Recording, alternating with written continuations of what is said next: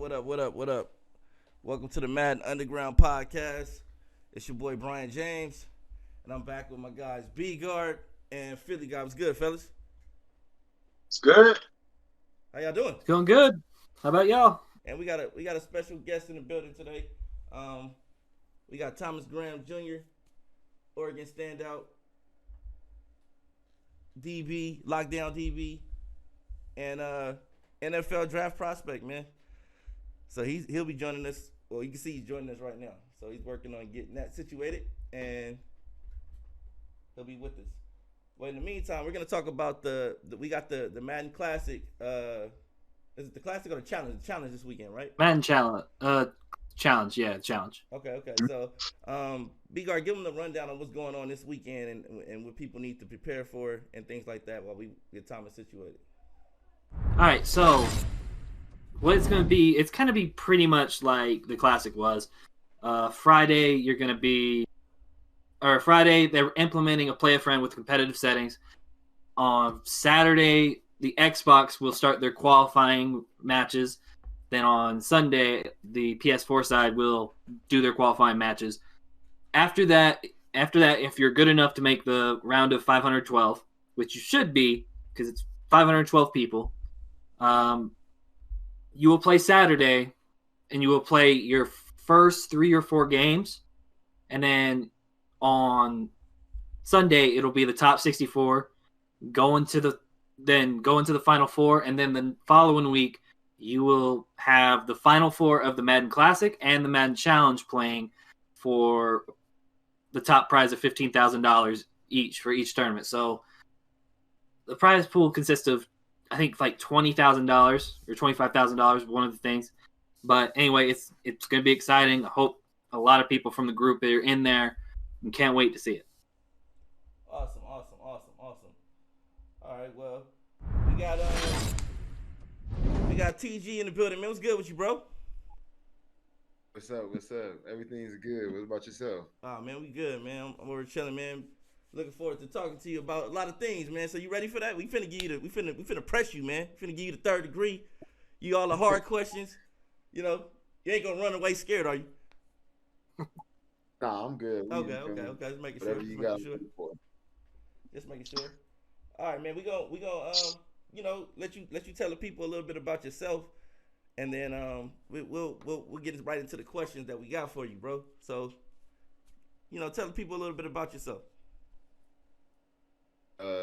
My name is Thomas Graham Jr. I went to the University of Oregon. I was a 3-year starter there. Outside of the first game, my first college game, I started every game in college. Went to Rancho Cucamonga High School, straight out of high school. Was born in Chandler. I got an older sister. That's probably one of my biggest motivators in the world. And then my parents. So, outside of that, that's really the basics about Thomas Graham Jr. right there. Okay.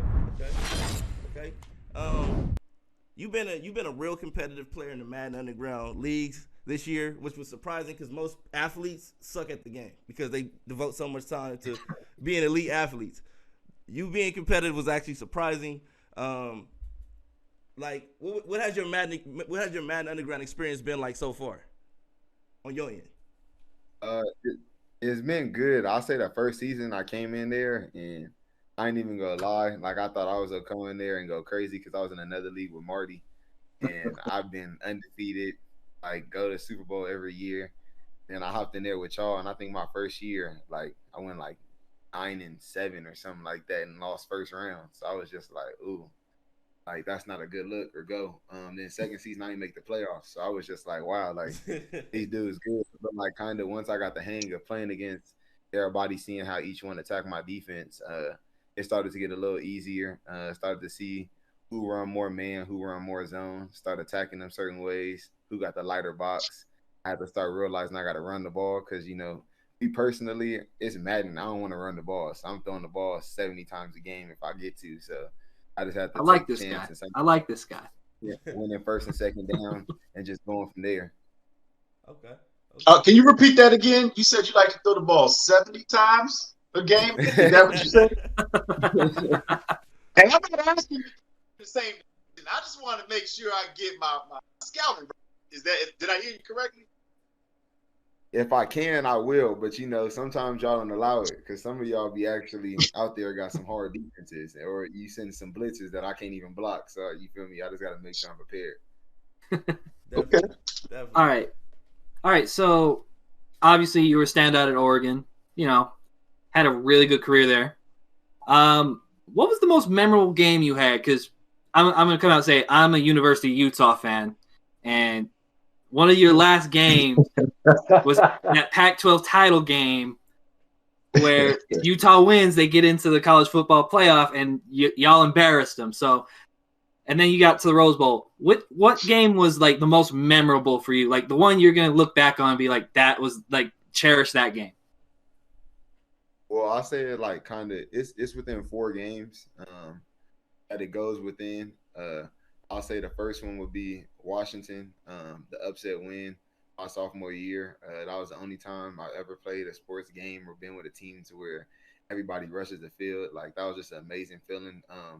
The year before, 2 years before, they had beat us at home 70 to like 21. I wasn't there part of that team, but like I had to see it every day in the weight room because our coaching staff had put it up on the billboard and everything. Then the next year they had beat us 38-3.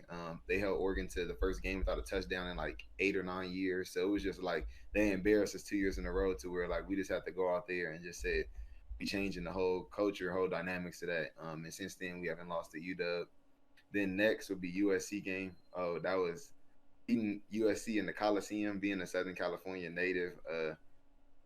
Definitely, like in my position, I was ultimately disrespected by them in the recruiting process. I was committed and then I decommitted. So like the reason why I decommitted was because they disrespected me. So that was very big going to the Coli.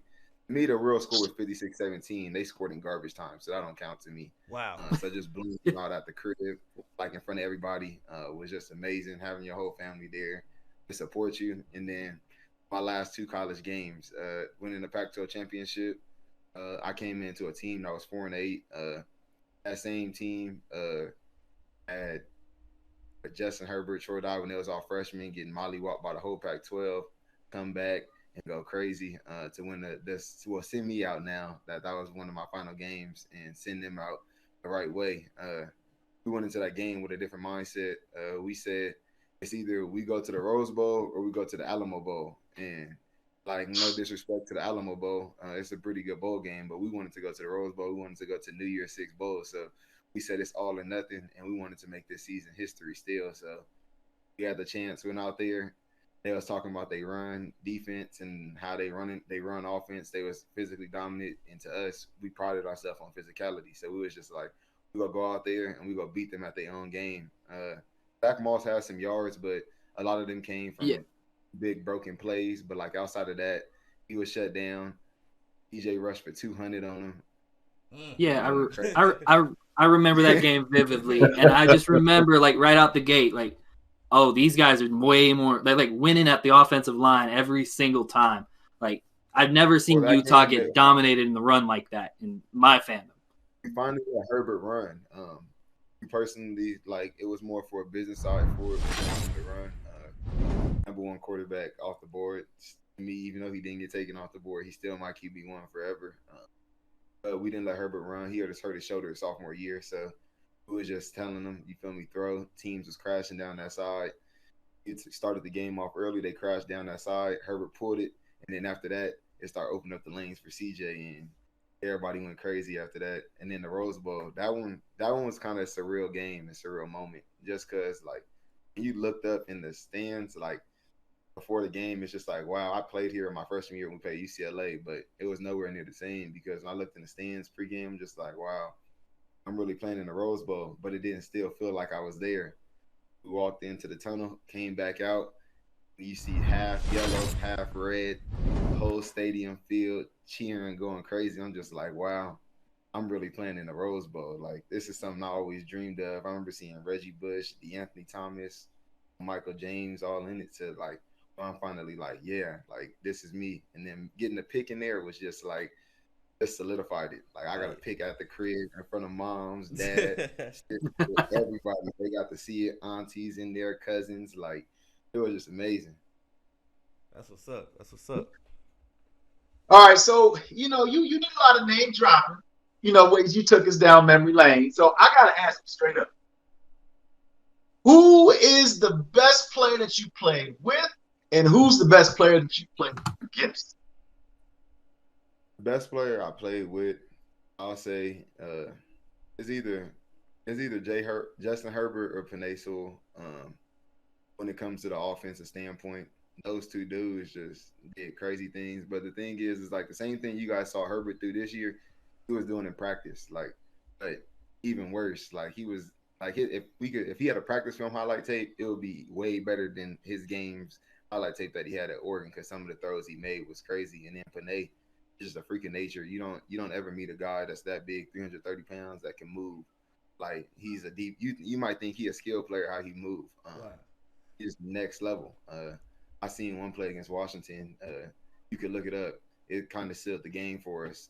We ran our famous little fake orbit, and he hurdled over our tight end that made a diving block to go block the corner to seal the edge for Micah to go sliding down the sideline. And at that point, I was just like, he's completely different. I already knew he was different, but at that point, it solidified it. I was just like, he did this in game.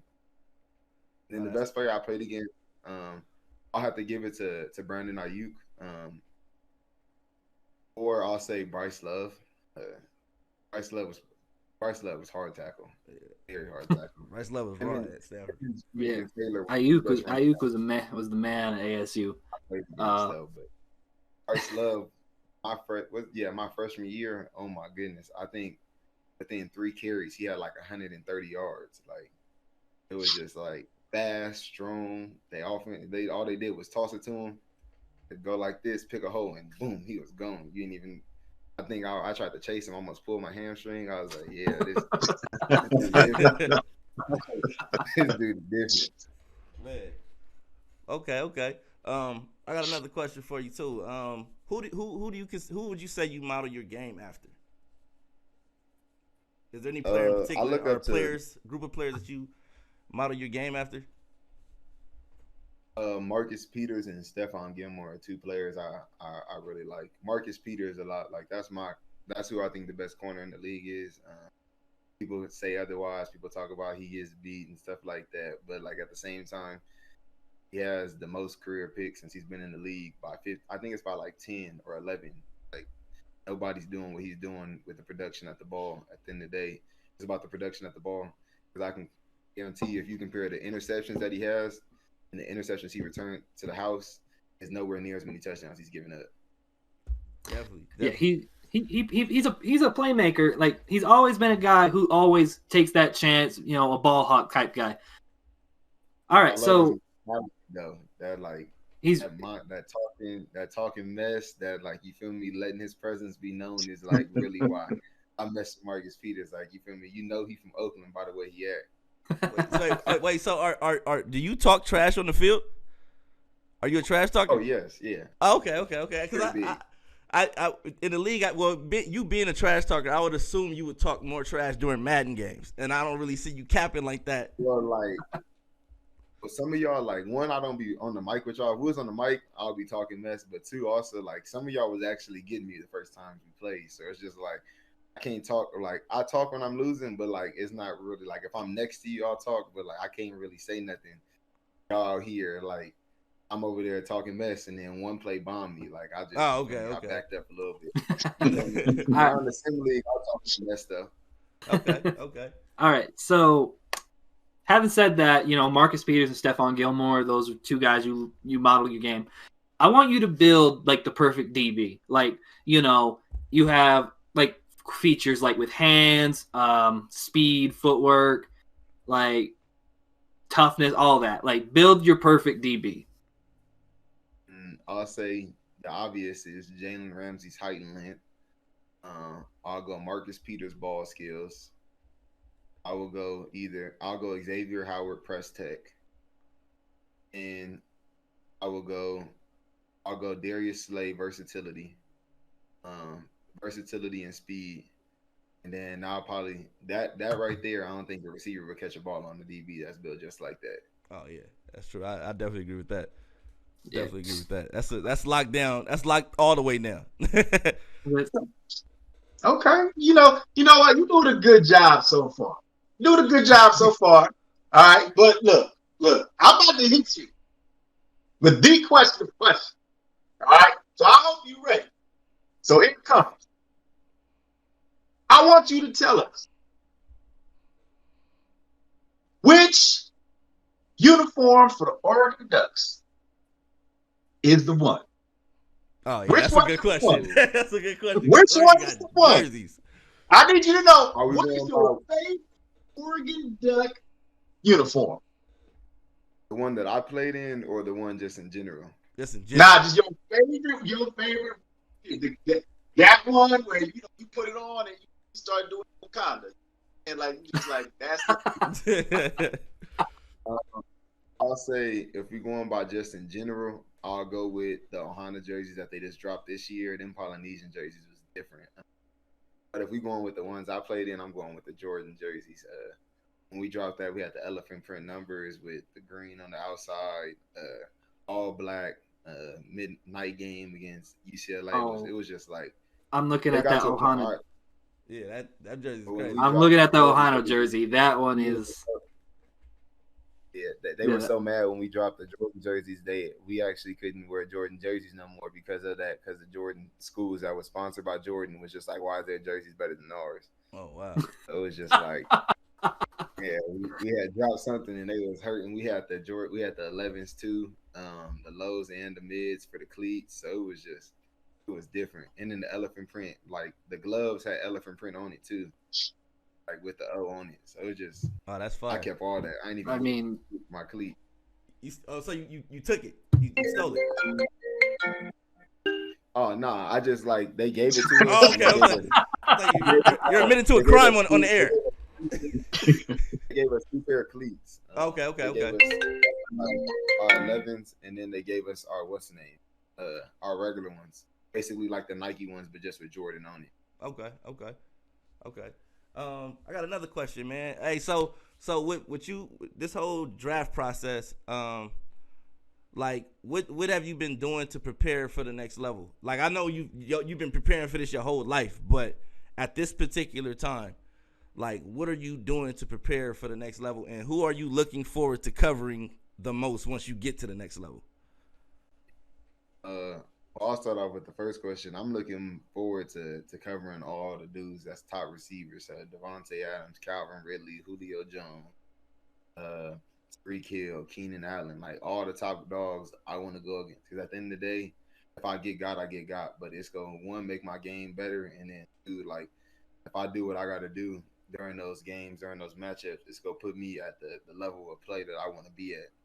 I don't want to just go out there and just be a name or another person. I want to go out there and me go down as one of the greatest. I want to be, when I go play Madden, my dude got an X factor and superstar. Like, I want to be that type, not just saying, you feel me, the Sim League, my dude got a, you feel me, because I gotta actually go out there and I type in everybody that playing Madden, and I use my dude, and they got a superstar, they got an X factor behind them. Yeah, that's what's up.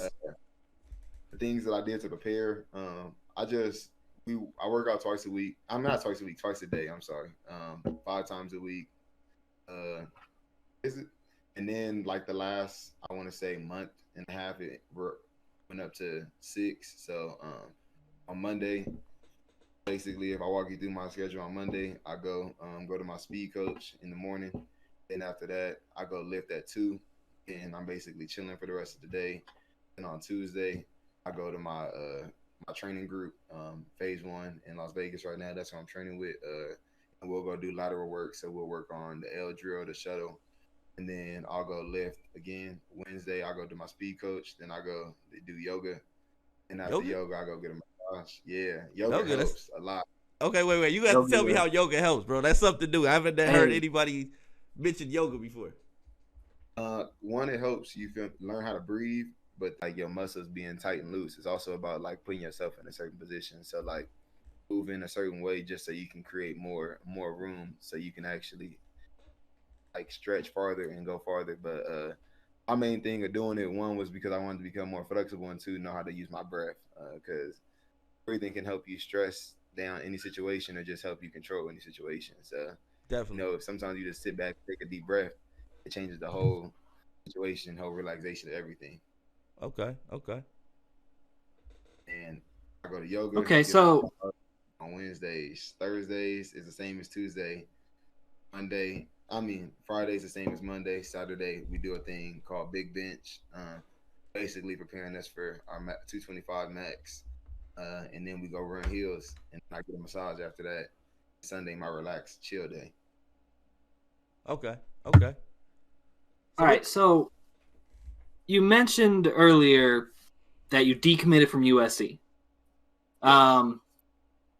Why Oregon? Like, what other schools like were in on you after word got out you decommitted from USC because of disrespect? Can you elaborate what the disrespect was? Yeah, I got you. It was. I'll start off with the SC one. The disrespect was basically, I went up there to the school. I was already committed. I was committed from like the end of my sophomore year. So going into my junior season, whole season went by. That season, the whole Helton ended up firing the whole defensive staff. That was right after I actually was there witnessing like right when the defensive staff got fired. It was a Pac-12 championship game when they played. Wow. Christian McCaffrey had that record-breaking game and should have won the Heisman. I felt, but he didn't end up winning it. But right after that game, they fired him. Basically, the DC, and once the DCs are gone, the whole D staff is gone, and they're hiring a new DC. They fired them. I came to a spring ball practice. It's a new DC. It's Clancy. They had Coach Bradford as the corners coach. I met with him. Cool. And that Saturday, because my sister ran track at USC, so that Saturday, I went up there to the track meet. He seen Bradford. He acted like he didn't know who I was or who my family was. We just met him on Wednesday. Walked by us, acted like he didn't know who I was. One of my recruiting coordinators for my 7-on-7 team was just like, "Hey, you not gonna say what's up to TG?" Like, and he was like, "Oh, I didn't even recognize him." I'm just like, "Oh, okay, that's another thing." Then so once I decommitted, that's when kind of the slander started. He says, "Oh, he wasn't my guy anyway. He's too small. He's not big enough. He's not fast enough." And so like, I kind So of he like gave so he gave you bulletin board material from when you went and lot. busted his ass. Yeah, so when we played against SC, I was talking to him. I was like, "Remember, I'm not big enough. I'm not what's the name?" Because I think that game I only gave up 3 catches for like 8 yards or something like that, something crazy like that. But I mean, that's a solid game. Solid game. oh yeah, no, my junior year, no receiver got for more than 50 yards on me in the game. So that was like that's a little stat I like to boost about. All right, and then School, like I said, Oregon yeah, was actually. I didn't know where I wanted to go. I was an early enrollee, so I decided that I was going to go to school in January. I told schools, I kept pushing it off. I was like, yeah, like I'm not even going to talk about recruiting. So any scout or something like that, or any writer that tried to hit me up, I'll be like, wait till after my season. My high school team was pretty good that year. We lost in the semifinals the modern day. I was just like, and then season finally ended. They all hit me up like, oh, what are you gonna do? I still don't know. At this point, this is like almost the beginning of December. I got to commit in 2 weeks. I already announced my commitment date and everything. I announced my commitment date, had nowhere I wanted to go. I was probably gonna go to Arizona. Then Coach Dante, at the time he had left, went to Nebraska. But then I was just like, I really don't know where I want to go because that was like choice number one. Then my end up being my future teammates. And one was my high school teammate, Deamador Lenore and Jalen Red. Just like, let's go up to Oregon and create a big three, like us playing corners, even though Jalen ended up switching to play receiver. But we was just kind of go up there and try to change the culture, just us three. And then I was kind of still iffy. I didn't want to go to Notre Dame because it was too far. Nebraska was there, but I was just like, I want to go to Nebraska. And me personally, I wanted to play against SC. Like that didn't play against SC kind of got took off the list. So it was really between Arizona State, Oregon, and at the time Nebraska too, because Coach Dante ended up leaving Arizona to go to Nebraska. I was just kind of just stuck in the air. I didn't want to go to ASU because I felt Todd Graham was going to get fired. He ended up getting fired the year later.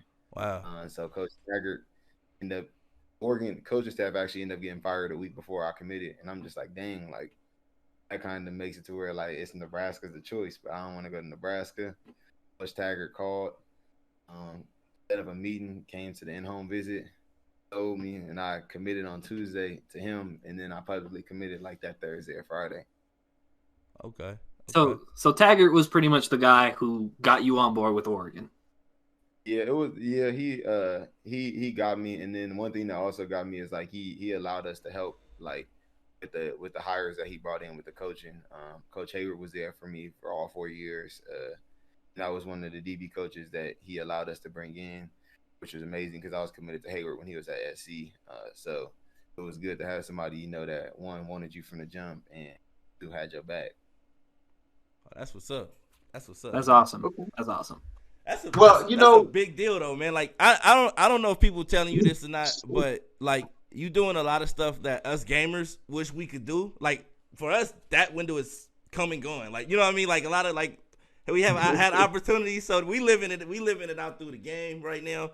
But you really like you in the mud getting it right now, like right now. You know what I'm saying? And that's something that most people I would say as gamers wish they could do. When we sit here and critique players on TV, knowing we can't do nothing they do, you know what I mean? we say, we talk about players and call them bums and this and that and things like that. But we can't do anything that they do, and all we can do is live vicariously through you guys, watching you guys do the things that you guys do in the field. You know what I mean? So does that add a sense of pressure to you as you go to that next level? Is that you're gonna have like guys that wish they were you or wish they had the opportunities that you had and things like that, and the expectation that come with the opportunities that you've been presented with? Well, I'll say no because I already experienced a lot of that at Oregon. My freshman year, I started off good. Everybody raving about me. My first start, I had 2 interceptions, but then I'll say it kind of went downhill from that point. Team started to kind of attack me a little more. I say I wasn't truly ready, but I was athletically gifted and I was smart enough to make certain plays, so I was able to make some plays, but at the same time, like I was still like, you feel me? They'll attack me. I'll give an example. My freshman year, Akil Harry went for like 180 on me, 10 catches, and a touchdown. Not all the touchdown wasn't on me, and then not all the 180 was, but like about 150 was on me. So like that one was just like the fans going crazy on me. Then the next year, JJ Ortega-Whiteside, I went off against us, and he was only going off on the outside.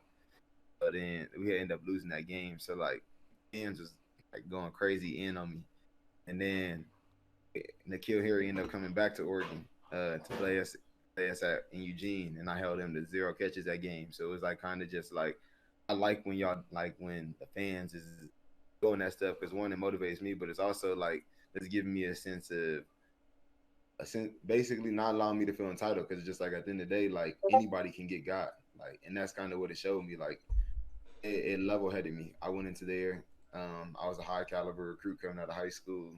I went to all the camps. I went to the Under All-American game, the opening, the 5-star challenge, like all these big things. So like my head was a little big, and I got humbled. And then it took me a second to regain that confidence. But once I got it back, I say that Arizona State game solidified my confidence from that point on. But like that point in my career, my game had went to a whole nother level, because then I got my swagger back, stepping on the field, talking my letting everybody know me. But I look at what fans say all the time. I don't look at it and take it to heart, but I just look at it because sometimes that stuff is real. Like they is saying some good stuff and some valid stuff, but at the same, sometimes I just be like, you don't even know what you're talking about, but it's funny, and I just laugh about it. But some of the stuff I'll be like, yeah, I do need to work on that. I do need to stop getting beat on this route. Or they're like, oh, Thomas Graham is good, but he always just gets beat on this. And it's just like, you're right. Like, I use that to focus on and do that, because at the end of the day, you feel me, I don't get to see everything that I need to work on. And my coaches sometimes don't see that, or they're blind to it. Yeah, I feel you. Yeah, man. Like I said, we watched a lot of your highlights, a lot of the games and stuff like that throughout, just leading up to the interview, man. And I was impressed. I'm impressed. I was thoroughly impressed. Me being like, I pride myself on making sure I got good DBs in Madden. You know what I'm saying? And I would say watching you would be on my team. You know what I'm saying? Like you could play on my team. You know what I mean? Like you come over to Tennessee. If you were to get drafted by Tennessee, I would be okay with that. I'll be happy about it because then we have you, we have Adoree. We already got rid of Malcolm Butler. You know what I'm saying? Like he's out of here. You know what I'm saying? I think you would be a perfect replacement for Malcolm Butler. You know what I mean? Like we got him out of there. He had a good game in the Super Bowl and whatnot. But I think you would be a great come to Tennessee, man. That's all I'm saying. Just come on to Tennessee. We got Fulton. We got Adoree. We got a young crew over there. I think at the youth movement, you know, he'd be part of that youth movement we got going on in Tennessee. But I'm just putting it out there. Just put it out there. Right. I mean, That's nothing to do with in a tampering. podcast tamper, I'm not sure about the Right. rules. That's what I'm saying, BB. Well, I don't know. I couldn't help it. I was just like, yo, you know what? I'm just going to throw Tennessee into the hat. You know what I mean? Throw their name in the hat and see what happens. Maybe he can figure something out and work his way over there. But that's on him. But what you got to say, Philly? I know you got some questions, bro. Well, I mean, look. Let me just say this. Thomas Graham, half of my family bleeds Ohio State. Okay. The other half bleeds Nebraska. Okay. My uncle went there. You know, he grew up with Bears fans. Every time my uncle went to. If I would have known that there was a chance for you to come to Nebraska, you know what I'm saying? I would have done my part. Because I'm not like Brian Jennings. I'm not talking about tampering. You know, I want you to be part of that Nebraska experience. So that's just like, hey, man, you know, like, what else gonna have in common with this dude? And then you talked about your sister running track. I love track and field. That was my specialty. I did that in college. I love track and field. But you talked about your sister, and you talked about your mom and dad being there for us. You know, and I really feel like this is your opportunity to explain to people how much of they've had on everything that you've been able to accomplish and the man that you've been able to become. Well, I'll start with my sister. She was like, I grew up losing. Like, she beat me all the way until I was 8th grade. I'll admit it. And she wasn't like the quiet person about it. Like, she bragged about it. She was always elite in track. I can name every single track stat she has of her. I'm her biggest fan. She's mine. She's probably one person that validation like that means the most to me in the world. Like when she starts telling like people like, "Ooh, this is my little brother," she don't know, but that used to make the world to me. Like I used to be like, "Dang, like this is what my sister think of me." Like I'm so happy. I used to be celebrating because like I used to go to track meets and they used to be like, "Ooh, this is Jasmine's little brother," and it's finally now she walking around. They're just like, "Oh, you Thomas's big sister, huh?" Like so it's just like it feels good that the roles have switched, but if it wasn't for her, I don't think I would be as driven as I am now. Because I'll say she had got more than natural talent from my parents' genes, and I had to work a little harder for mine. I had to, when we used to do the 200, 300 sit-ups in the morning before school, I had to, you feel me, try to sneak out to my room and do an extra 100 just to not even be on her level, just be right underneath her. Like, and it was just like I had to keep doing all this extra, these little things just to be as good as her, because not just she was doing things that other people wasn't, breaking national records, setting state records that was there for long times, breaking county records. So it was just like me growing up, I had something to really look up to and be motivated by. Her senior year, she was actually going to win the Gatorade National Athlete of the Year for women's, but Candace Hill, the same meet that would have solidified her, what's the name, had broke the national record in 100 on 10-9. But if that didn't happen, that's her national championship. So it was just like, for me personally, it's just like I got a level standard basically. Because if she was a football player, she's 5-star, top 3 player consensus on everybody's board. So I always like work to do that. My dad was a big motivator of mine because one, he's living part of his dream through mine, but also letting his son choose what he wants and supporting it no matter what. He would be like, "Oh, your dad was hard on you as a kid." Nah, he was hard on me because y'all wasn't there when we was playing the game, and I was telling my dad, "This is who I want to be, and this is what I want to do." And he told me he gonna help me get there. So like, yeah, he was hard on me, and I don't care what nobody say. If he wasn't that hard on me, I wouldn't be here. Like we playing the game when I was younger, we playing Madden, and he'll stop the game and always ask me, "Why'd you run this coverage?" It's like, okay, well, what's the weakness of this coverage? And that's why my football IQ is high. That's why I'm able to adjust and do certain stuff on the field and always know where my help is because of my dad and the little things. And then, like, being able to see my dad in the stands, like, you feel me? He'll probably admit it now. You feel me? I seen him when I got my first career pick. Like, I pointed up to him and I seen him go like this and give it back to me, and I seen a tear come down. I was like, okay, like, you feel me? My dad proud of me, like, it meant the world. And then my mom, it was just really like my number one supporter. I don't think she's missed one college game of mine, one high school game. I don't think she ever missed, probably only time she's ever missed anything of mine would be like a 7-on-7 tournament, and that's because my sister was running somewhere. She had to go to my sister, and my dad would come with me, and then they'll switch off. But like outside of that, like, my mom ain't never missed nothing. If that means she going broke to go wherever I had to go, it was always like amazing to me. And just like, I always make sure I got to put on a show for her. Like, her mom had passed away when she was 17, so like, I try to give her every moment that she wish her mom was there with. I ain't like school like that, and I'll admit it, but I made sure to get my college degree for her. Like, that wasn't for me, that was for mom's. Like, it's not sitting in my living room. I ain't got it. It's sitting in hers, and it's hers for life. It's my degree. It say my name on it, but that's just something that, you feel me, you didn't get the experience to have.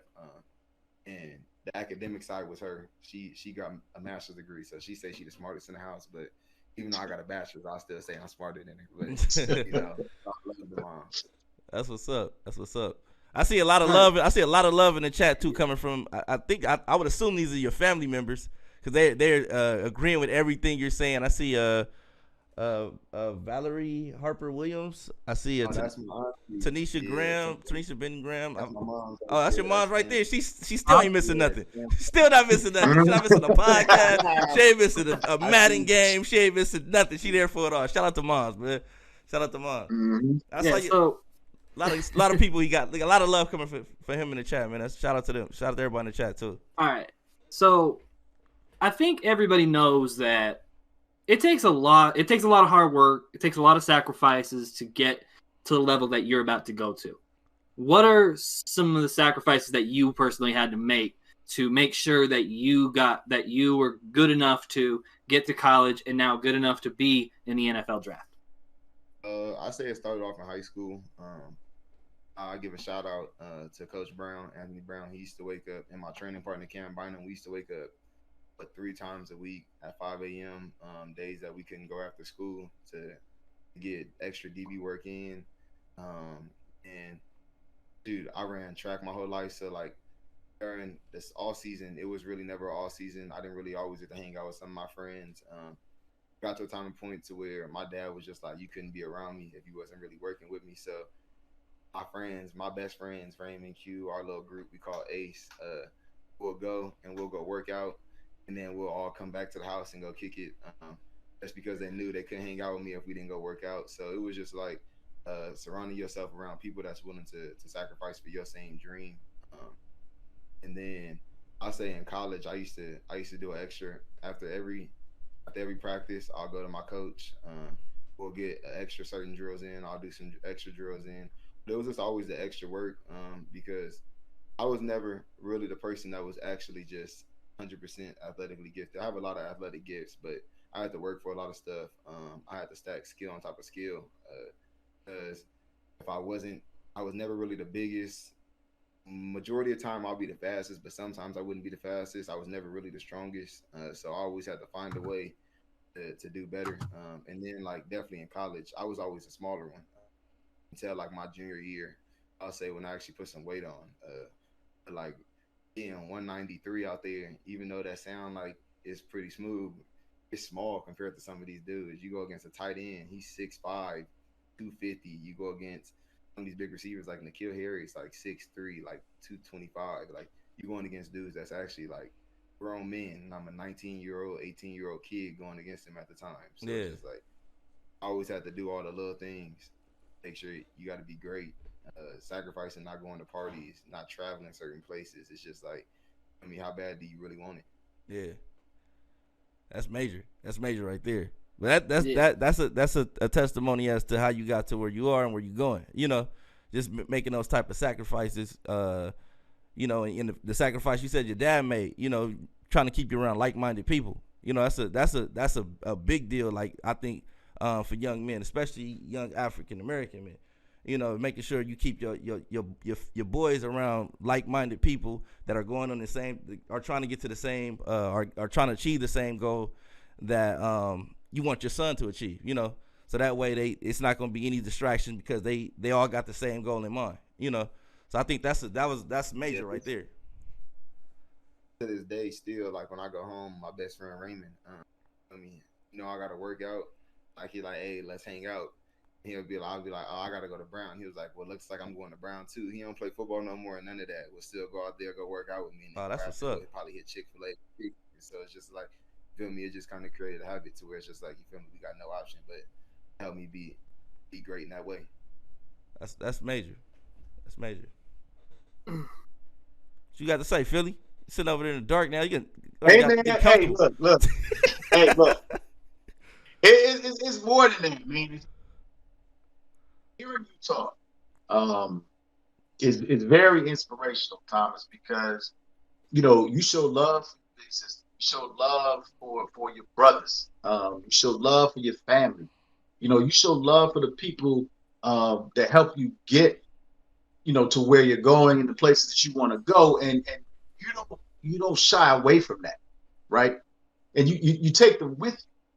So for me, it's inspirational because as a father, and as a coach, you're a perfect example of that young man that Brian was just talking about. That you want, to have around your son or your daughter, want to have the right mindset to be successful in life. So all that being said, has it hit you that you will be in the NFL? Has it hit you that you're going to be a 63 overall in Madden? Has it hit you? Oh, man. Personally, you feel me? The dream of being in Madden in the NFL hasn't truly hit me yet, but like kind of like now I'm getting closer to Pro Day. My Pro Day is April 2nd. The closer I get to it, the more surreal it's starting to get to where it's just like I'm starting to put myself in position. I'm doing the things I need to do to actually achieve that dream. I remember my senior year in high school, I transferred high school, but I went back to my old high school, and I seen my homeroom teacher, and she gave me like my list of like kind of what I wrote to senior, like what I wanted to write to my senior self, and I looked at it, and it's just like, wow, like these same goals that I wrote down, I almost accomplished all of them. I said I wanted to be a 5-star. I ended up being a highly rated 4-star. I was probably like 12 spots away. I said I wanted to be the number 1 corner on the West Coast. I ended up number 2 or 3, depending on the list. I said that I wanted to go to the Under Armour All-American game. I did that. I said I wanted to go to the opening. I did that. I said I wanted to make first team All-State 2 years. I did that. I did as a sophomore, actually. So it was just like all these things that like I wrote down, I did. It's just like kind of just like motivated to me to where it's just like, wow, you really did this. And then I kind of told myself what I wanted to do. I stayed 1 longer year than I wanted to in college, but it was for a purpose. I wanted to get my degree. I promised my mom that before I even went to college, that I wouldn't leave to the NFL without my degree unless I was a solidified top 15 pick. And I didn't put myself in that position, so I had no choice but to go back and get that degree. But the 63 overall part, if Madden does that, I don't know. I might have to throw Madden away until they get the new update or something to where I at least boost to 7. They got to at least. They be stingy with those rookies, man. I'm like, yo, like, come on, bro. They can't be doing it. I think Chase Young was like, they got to give me a hidden trade at least. Like, yeah, hidden development. Yeah, hidden trade. Yeah. Like, I think Chase Young was like the first time I've seen a rookie hit 80 that wasn't like a quarterback. Like that, like they are really stingy with the rookie. They was, because Bosa was what, 77 or 76 when he came out. Yeah, it was like they stingy with them ratings. But hey, so speaking of ratings, what would you expect your ratings to be if you could rate yourself, like realistically going into Madden 22? How would you rate yourself? What would your ratings be? If we gonna be realistic, or my what I think, I'll be at like a 92. If we gonna be like what I think of myself, but realistically, I feel like I'll be cool with a 79. I'm not 79, 70, maybe 69 is like kind of the lowest I'll go, but I know, you feel me? We already talked about how Madden be on the rookie, so you feel me? They might mess around and put me at like a 67. I'm be hot. I'm gonna wait till the next update. I'll I'm be gonna hot do my too. team in the first couple of games. You feel me? Try to get it to a 70 because I looked at Herbert's. I was over there like, what? A 76? For real, like they did Herbert. They did him dirty, man. You see, Taylor Made already took him to how many Super Bowls after he traded for him in the Sim League? So I'm like, come on, man.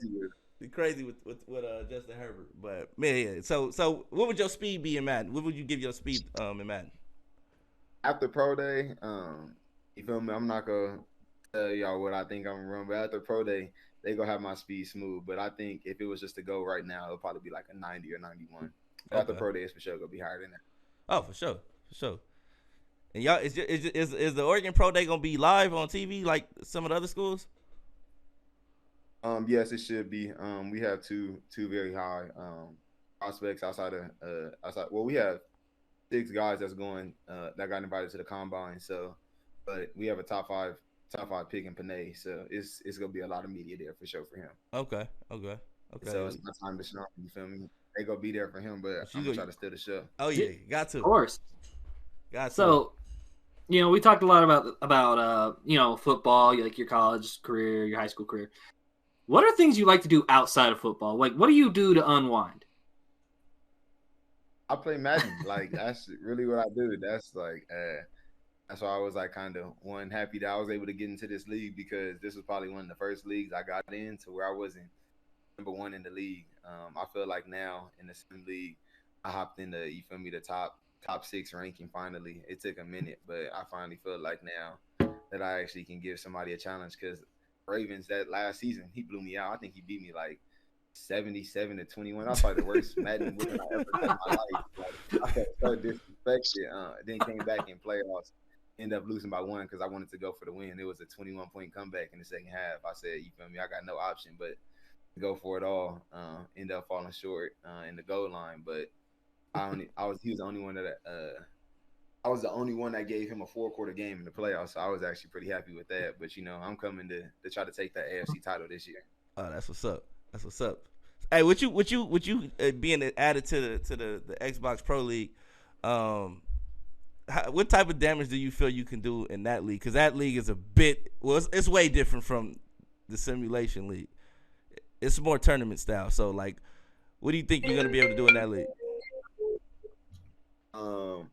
I think I gotta see some of the players how they play. Everybody got a new glitch play. You feel me? Everybody can play against. They got some. You feel me? Expose certain things. But I think in that league, after I play everybody like once or twice, everything should be smooth. And I'll probably. It just depends because I feel like my offense is a little iffy, but my defense is what really be winning me games. I'll be forcing a lot of turnovers, definitely in the red zone. Like I definitely after Philly guy, he's the one that kind of showed me the way. Really, he was just like you gotta give, but you can't. You feel me? You gotta take somewhere. So I was just like, all right, you feel me? I'm gonna give. I might give up some underneath stuff, but once that red zone comes, that's when I force a lot of picks. Because I put certain people in positions, get some pass rushers, rush off the edge, force some sacks or force some hurry throws, and that's kind of where I excel at. So I'll be ready. That's where I really focus on. I'll be like, okay, you got down the field on me, but you're not scoring. And if you do, you go get 3, and nobody go want to be settling for 3 all game. I'm gonna tell you one of the most pissed off moments I had playing against you in the simulation league. It was right after the draft. You drafted yourself with the imported draft class. You drafted yourself, and you hit me up before the game. Was like, yeah, put the superstar on me, and I was like, yeah, this is not gonna go well. So he put the superstar on himself, and I threw 3 interceptions to you in the game. Like that pissed me off. Was you playing a dude and he's running down the field scoring like it wasn't like just a pick. It was like pick sixes, like 2 of them. He took them both to the crib and it was with himself. Like I'm like, yo, like this is the most conceited, arrogant, self-righteous thing I've ever seen in Madden history. Like I felt totally disrespected. Like I was like, you know what? And I wanted to quit the game, but I'm the commissioner. So if I quit, it's like just like, yo, you know what I'm saying? I couldn't, but I wanted to. Like I felt disrespected by that, man. So you know, what I was? recorded those clips. Too, Yeah, I know. I was trying to figure out how to hack into his Hey, Xbox. can you send those to me? We could put them in the montage highlight for the podcast. No, then after the game he tells me good game, and I'm like, man, get off my lawn. You know what I mean? Like I don't even want to hear it, bro. Like you had a good game, like you literally had a good game, like with yourself. You know what I mean? So it was like, yeah, but yeah, man, I commend you, bro. Like I said, most players that actually play football at a high level, at the level that you play at, they are complete, utterly just booty at the game. You know what I mean? Like I know it because it's rare that a real athlete is competitive in the esports world like they are on the field. And that's like, what do you think that is that you're able to be that way on the game? Well, like in my house, board games aren't allowed. So like, just because it's so competitive, Wow. only game that we play is spades, dominoes, and phase 10. Outside of that, like, it's no board games allowed because it really gets competitive. And I say it comes from my dad. I used to hate losing to him because like he talked mess, and then like it really got worse when I lost to him when I was a freshman in high school. But all my boys was over, and like it was just embarrassing. Like, and I'm just like, yo, I think he 21 me too. He was just over there talking. Oh It's man, like, yeah, 21, get off the sticks, and I'm just over there like, what? Okay, I remember that. Like, and I think from that point on, that's when I really start taking like Madden more serious. I hate losing. On the field, off the field, board games, spades, whatever you want to play, whatever game it is. I don't care if I'm not that good at it. I'll get good at it because I hate losing. I hate the feeling of somebody ever having something over me. My mom probably commented on here and talking too, like she can admit that like I'm a sore loser, but at the same time, you feel me, I'm a sore winner too. When I win, I act like I ain't never been there before. So like that's overrated. That's overrated. That's overrated. I can tell you that's overrated. Let me win the Sim League Super Bowl. You'll see me hop straight on the little Facebook group chat live. And start talking my mess. You know me? So like, I always celebrate like I've never been there before, but like you feel me, I hate losing. I'm the type of person that'll play you all day if I can, if I keep losing to you until I win. Oh yeah, that's what's up. That's a true competitor though. That's a true competitor, man. That's a true competitor. So definitely, man. Like I said, man, we appreciate you dropping in on this. I know I had another question too because my son is watching. He's a high school athlete right now. What type of advice would you give to a youth athlete right now that's trying to get to where you are right now? Enjoy the game. Have fun. Look up to find people that fit your play style. You're not like everybody else. You yourself. Steal pieces and parts of other people's game. Don't model yourself after just one specific player because at the end of the day, we don't all have the same intangibles. Be yourself and be the best you can possibly be. But just work as hard as you can. And I tell people all work isn't good work. Find that coach that's been producing, not producing athletes. Like don't go to a team or a coach that's just been producing and the whole time they only producing O-line and D-line. Go to a coach that's been producing DBs. Go to it like if you're a DB. Go to a coach that's been producing receivers if you're a receiver. Like, and then meet as many people as you can. As those same people that you meet is the same ones that can help you. I was blessed enough to have a lot of good mentors. Jamal Williams, Ante Dion, Marcus Wheaton, Marcus Williams. Like I can keep going on, but like all those dudes helped build the foundation for what I am today and what I am going to be. That's because as a parent, my dad made sure to surround me around top athletes that he could. Don't run away from competition. Don't run away from talent. Like if you at a smaller school, at a smaller school and be a big fish in a little pond. But if you can, like, get a chance, play against those dudes. When I was in high school, I played against all the top talent. Even when I was at Roosevelt, it was garbage, but I played against a lot of top talent. No matter where they was at, I'll go to them. I never run from it. You go to camps. One thing Biggie said to me when I was in high school, I asked him. He got to SC. I was like, "What's one thing you did at camps?" Because I was a sophomore at the time. I was like, "What's one thing you did at camps help you stand out?" He said every single top caliber player that they said was that guy at the camp. I stepped up and went against him every single time, taking reps from people. So it's just like be that person that take those reps. Be that person that's going against the best. At the end of the day, if you get beat by the best or you get beat by somebody they say is better than you, you're supposed to do that. But if you lock him down, You just showed either you just as good as him or better than him. Like, go out there with a different mentality. You got to be out there and be a dog, no matter what you do, and take and find something else that's not just sports. Helps you that you actually love, because that helps you grow as a person. That helps you, one, fall in love with the sport even more, because, like, you feel me, that's your scapegoat. But you always got to have an scapegoat to your scapegoat. I feel like, because when I was playing bad on the football field, the thing I'll do is I'll go hop on the game that help calm me down, or I'll go, you feel me, I learned how to play chess, so you feel me, I'll go play chess. Like, you could, like, learn how to do other steps, because, like, sometimes it's not gonna be your day on the field. I remember one time in camp, my freshman year, I got took up top 3 times. Like, it wasn't my day on the field. I can't go in there and bash my head about it. Nah, you feel me? It happened. Have a short-term memory. That's big. But whatever sport you have a short-term memory, because every day ain't gonna be your day. But how you come back from it is what's gonna take you as an athlete.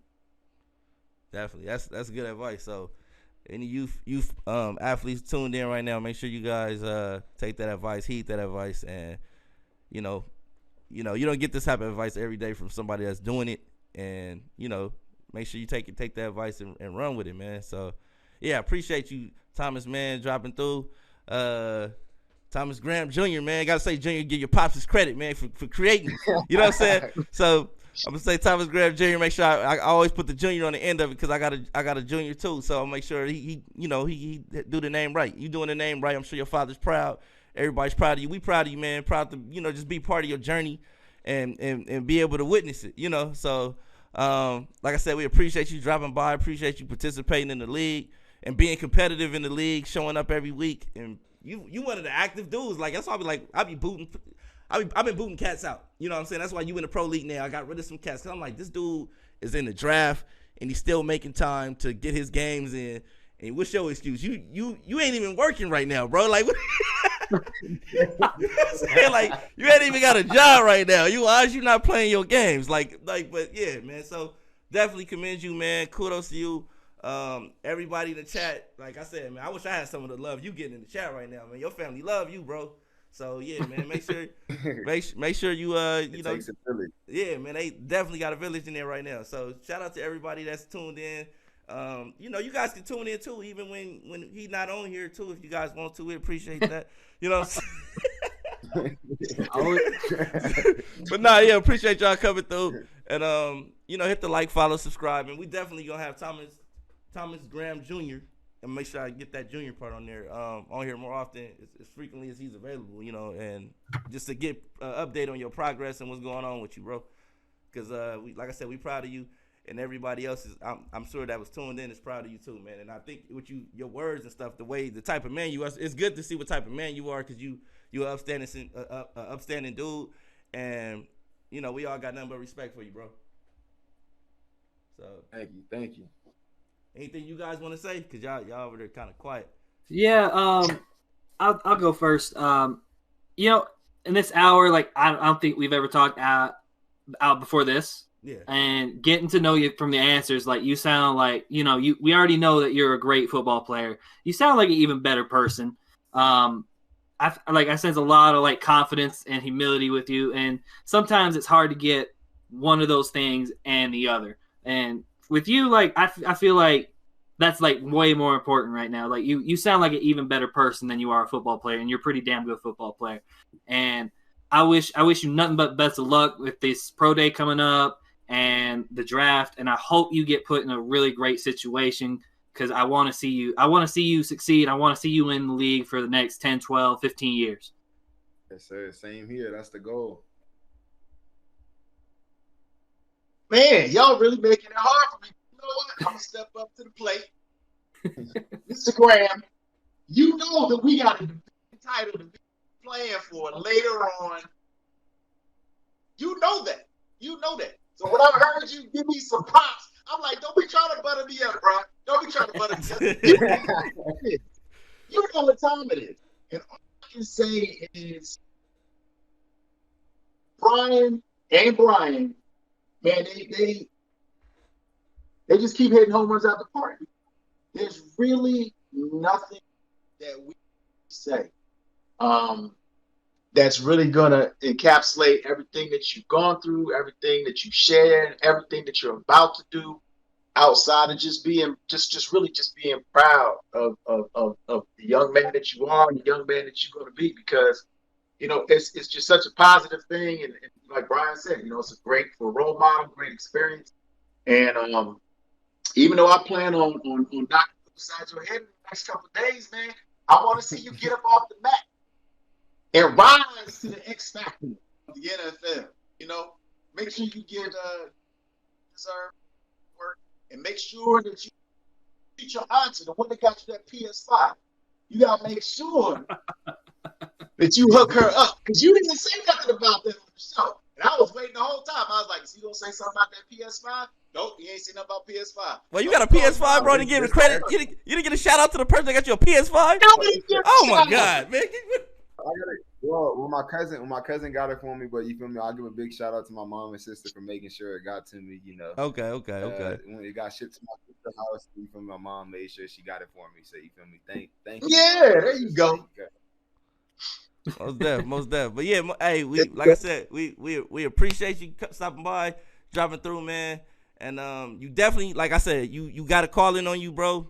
And I don't know if you wear that higher power or whatever, but it's there, bro. So embrace that, wear that, and rock with it, bro. You got it. So appreciate you, man. So we'll be back next week. Same bat time, same bat channel. Madden Underground on Twitch, Madden Underground on Facebook. I think we even live on Twitter and YouTube right now. So make sure you guys hit that follow, subscribe button. We appreciate you guys. We'll be back next week, Wednesday, 5 p.m. Pacific Standard Time, 8 p.m. Eastern. And thank you guys for tuning in. We'll see you guys next week again.